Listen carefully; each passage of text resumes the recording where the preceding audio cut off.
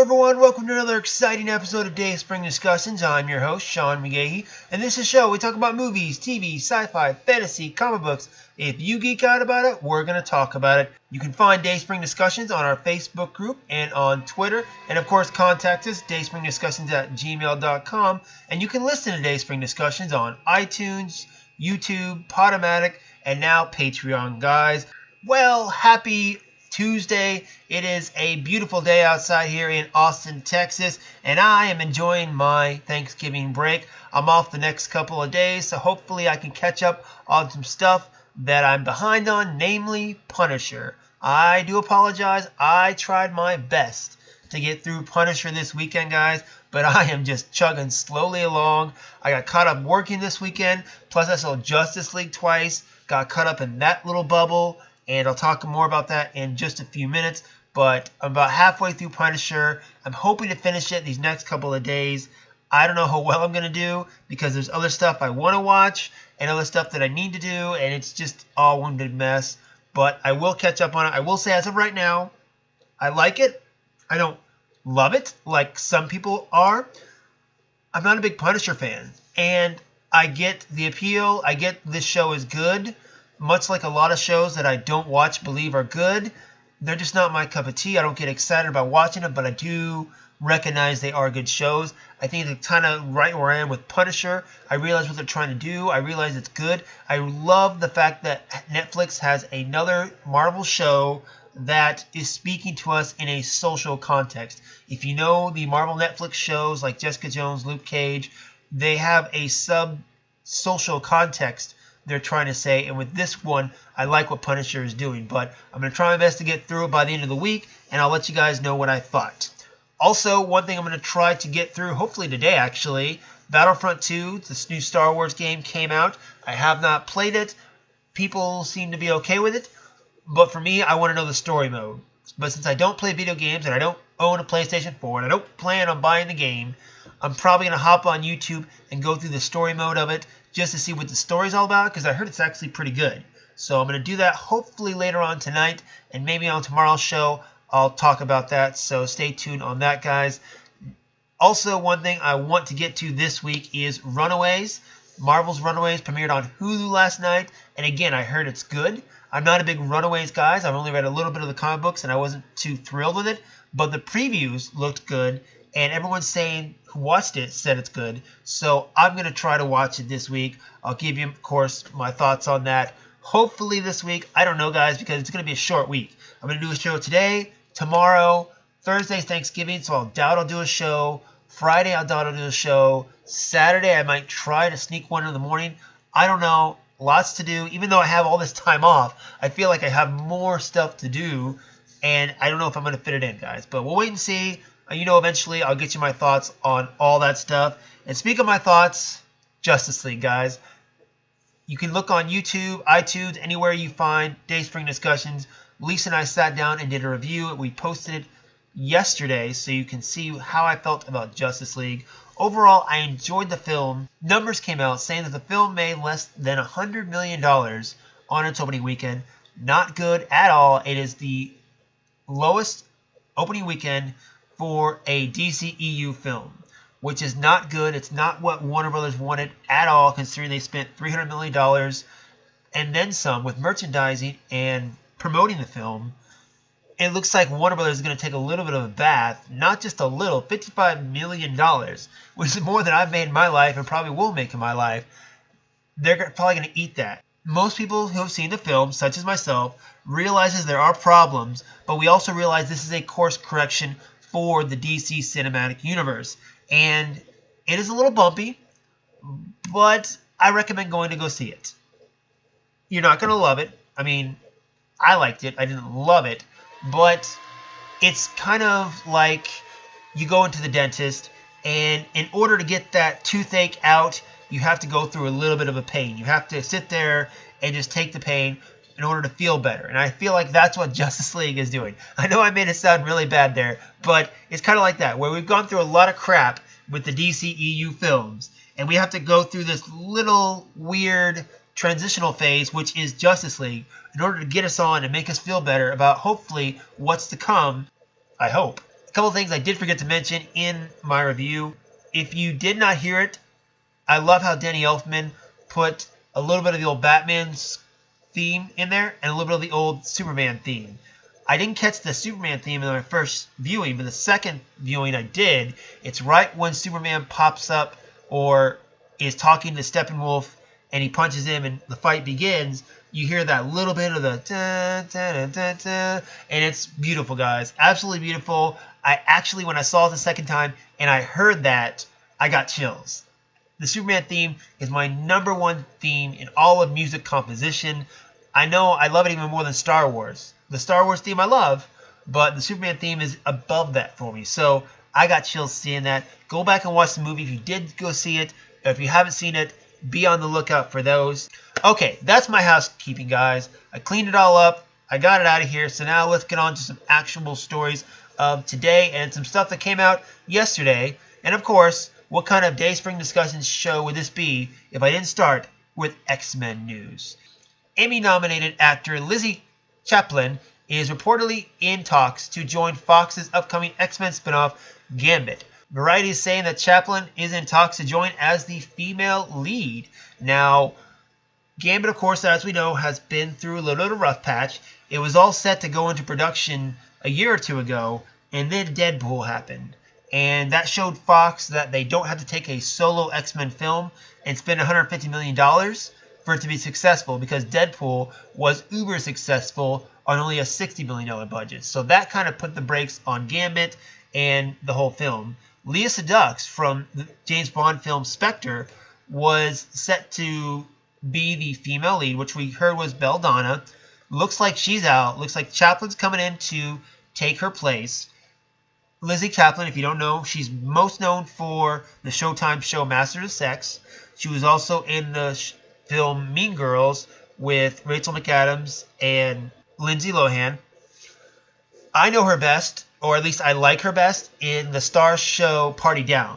If you haven't seen it, it's this little show that was on Starz for 2 seasons. Starred Adam Scott, and then Lizzy Caplan was the female lead in it. It's got several people you might recognize, but in the show, it's about a catering crew in LA. They're mostly aspiring actors and actresses and writers and people of that sort who work as caterers, of course, for parties and use that to try to meet people in the industry. It's a hilarious show, very smart show. If you haven't seen it, I'm sure you can find it somewhere online. Check it out. It's very delightful. Lizzy Caplan herself, I think she's a fine actress. I think if she's going to play Belladonna, I think that's a role she can pull off very well. What I'm afraid is her chemistry with Channing Tatum. Channing Tatum, as I've said before, I thought he used to be the worst actor in the goddamn world, but he's gotten better. He's gotten better, he's honed in on his craft, and while I don't think he's phenomenal, I think he's decent enough to where if he can pull off the Cajun accent, I think he might be able to do this. Now, the film is set to be directed by Pirates of the Caribbean's Gore Verbinski. The film is set to come out February 14th, 2019, and we'll just have to keep an eye on this, guys. Gambit used to be one of my favorite X-Men characters. I think he's an interesting character with an interesting backstory. I don't know, given all the problems that this film has had, I don't know how many people are looking forward to it. And I guess that kind of goes back to Justice League, too. Justice League had a lot of issues, and really it's surprising how well the film turned out. Gambit might be the same situation to where it's plagued with a lot of issues, directors dropping in and out, stars dropping in and out, rewrites, halts productions, all that stuff. I think it can be good, but I'm not getting my hopes up. Okay, next up on the chopping block of stories, it looks like Warner Brothers is looking to make a Harley Quinn animated TV series for their upcoming DC digital streaming platform. Deadline reports that they are also eyeing Margot Robbie to lend her voice as the title role of Harley Quinn after she portrayed the character in last year's Suicide Squad. The film is also set to include Poison Ivy and other DC heroes and villains throughout it. The description reads, quote, Harley Quinn, who has finally broken off things once and for all with the Joker and attempts to make her own as the criminal kingpin of Gotham City. Now, this Harley Quinn series will be the third series set to join the DC digital subscription service, along with a live-action Titans and the third season of the Young Justice animated series. The adult-oriented Harley Quinn animated series is set for 26 episodes and, of course, like I said, to be released on DC's digital platform. No idea when that exactly is coming out. Harley Quinn, very popular DC character now. I totally get, this is a smart marketing move for them. Not only has she been popular for several years now within the DC fan community, but now Suicide Squad, she's gone on to a broader audience, played by Margot Robbie. I don't know if they're going to be able to get Margot Robbie to actually reprise her role as Harley Quinn for the voice. I mean, I think she might be a little too high profile of an actress to come back and do something like this, but it depends on how committed Margot Robbie is to the character, because there were talks there where she was going to help produce a Gotham City Sirens film with David Ayer reportedly set to direct.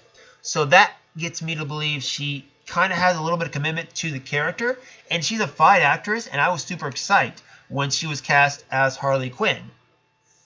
With this, I'm not really excited about it. I'm not a Harley Quinn fan. It's another DC animated project, which I think might be okay. It depends on what angle they take on it, what talent they get behind it. But just in general, I'm not a Harley Quinn fan, so it doesn't excite me as much. I think it is a smart move, though, given the popularity of the character. I'm looking more forward to the Young Justice Season 3, because I love the first 2 seasons of Young Justice. If you haven't checked those out, guys, hop online. I think they might still be on Netflix. Hop online, check those first 2 seasons out, because they are amazing animated storytelling, in my opinion. Okay, guys, and the final story for today. The CW and Warner Bros. Has released the first full trailer for Crisis on Earth X, the crossover episodes in CW's Arrowverse. The event begins with Supergirl on Monday, November 27th, and then followed by an episode of Arrow right after that. And then it continues Tuesday with The Flash and DC's Legend of Tomorrow. The crossover event is described as follows. Barry and Iris's wedding brings the gang together, but things go awry when villains from Earth X attack the ceremony. All of the superheroes band together with help from their super friends like Citizen Cold and the Ray to take on the most formidable villains yet. Earth's mightiest heroes, Green Arrow, Supergirl, The Flash, and White Canary, lead their teams into battle to save the world. Now, last year's crossover episodes was the Invasion crossover, and to call it a 4-part crossover was kind of a joke, because that first episode, the Supergirl episode, it wasn't really part of the crossover. The last scene of the Supergirl episode was the exact same scene we saw in Flash the following episode. So really it was a 3-part crossover. And then we spent most of that second part with Team Arrow in their dreams. But overall, I enjoyed it. I really enjoyed the Flash episode. The Arrow episode was the 100th episode. I really enjoyed that. The ending was kind of in DC's Legends of Tomorrow, but to be honest, Legends of Tomorrow is kind of as a show in general. The season before that, they set up Arrow and Flash to introduce Hawkman, Hawkgirl, and Vandal Savage to what was to be Season 1 of DC's Legends of Tomorrow. That was kind of a waste in my opinion, because Hawkman and Hawkgirl didn't last long on that show to begin with. So I didn't enjoy those episodes, and I thought it was kind of a waste. And then the first crossover we got was with Flash and Arrow on Flash's first season. They were really individual episodes. To say it was a crossover really isn't much, but we have had several crossovers since then, and Supergirl had her first crossover when she was still over on CBS, where the Flash came over to her Earth and then he went back. Really enjoyable episode as far as that goes. This, I think, is on a different level than what the others were. I think they kept stepping up every year as far as crossovers, making them bigger and bigger. And this, I gotta say, looks great. I mean, I just got to see in Justice League this weekend, and I was happy with that. This looks like I'm going to be ecstatic what they're doing, because I love the Arrowverse, especially this season. I just finished last night's episode of Supergirl. That's probably my favorite series right now of the Arrowverse, our favorite season of what they're doing. Flash, I think, has gotten a lot better since last season. I'm actually watching Legends of Tomorrow this year on a weekly basis. Arrow had a comeback season last year. This season, they're whatever. I don't like some of the story ideas they're doing, but it's okay. Probably, if to be honest, it's my fourth favorite out of the 4 series, but I don't have time to get into that. This looks awesome. You have 52 realities, and now we're finding out there's a 53rd, which is Earth X. It looks like you got an evil version of Oliver, an evil version of Kara, and then you have the Reverse Flash in there as well too. They're fighting Nazis, which Nazis, history's ultimate bad guys. Of course you're going to be fighting them. But it looks like a lot of fun. It's going to include all the heroes, and I just can't wait to see it because it's going to be one nice long adventure. I'm hoping it hits story points. I'm hoping that the main characters like Oliver, Kara, Barry, and Sarah all get taken care of. That's really my main point. What I really want to see is them go through some character arcs in that. Now, in this trailer, we also saw there was a quick flash. For those of you to know, the Nazis show up at Barry and Iris's wedding, and all the heroes go to action. And there's one shot there where Kara's sister, Alex, is next to Sarah, the White Canary, and they both stand up and slit their dresses like they're getting ready for action, and they look at each other. Now, last season, on the crossover episode, we saw White Canary kind of have an attraction to Kara because she was so powerful. And Alex recently broke up with a girlfriend. Now, I've really enjoyed what they've done with the character of Alex on Supergirl. Her transition to being gay and her relationship with Maggie. I thought that was probably the best relationship in the Arrowverse. Really enjoyed what they've done with that. Now, Alex is single, and we know White Canary likes to mingle with ladies as well. Could there be something on there? I don't know. As a heterosexual male who has a dirty, dirty mind, I hope so. In any event, I'm excited to see this. I think it should be fun if it's done right. So far, Greg Berlanti and all the guys over dealing with the Arrowverse have done a pretty decent job handling the shows. Coming up in the winter, we have Black Lightning. I'm not quite sure 100% if it's going to be part of the Arrowverse or not. I think it's not going to be part of it. But if it's on the CW, it's a DC character, superhero. I don't see why they wouldn't. I think it'd be kind of silly to not have him in there. And I think eventually, if he's not, we're going to find out that he's on one of those alternate 52 Earths is really what it is. It's only a matter of time before he crosses over with Flash and Green Arrow and all those guys. So, alright guys, that's going to be it for me today. I got plenty of stuff to go do and plenty of stuff to go watch, so I'm calling it right now. But time for you to chime back. Hit me up, Facebook group, Twitter, and of course the Gmail account. Let me know what you think. Are you excited for the Arrowverse crossover this season? What was your favorite crossover so far in the Arrowverse? Let me know. And of course, most importantly, what do you think about Justice League, guys? Go listen to our review. If you've only seen it once, go watch it again. Get a better perspective of how you might feel about it. That's going to be it for me, guys. I'll be back tomorrow with a brand new set of topics. Until then, you can find me on Twitter and Instagram, Slim Dayspring 12, and may the Force be with us all.